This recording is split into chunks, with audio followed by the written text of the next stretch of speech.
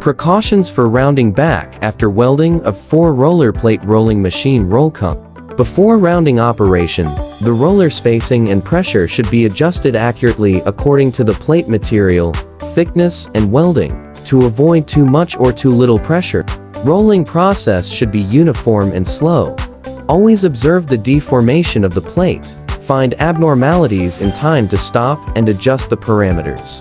In short, the 4 roller plate rolling machine roll cone welded back to round the need for careful operation and close observation in order to achieve the desired effect of rounding.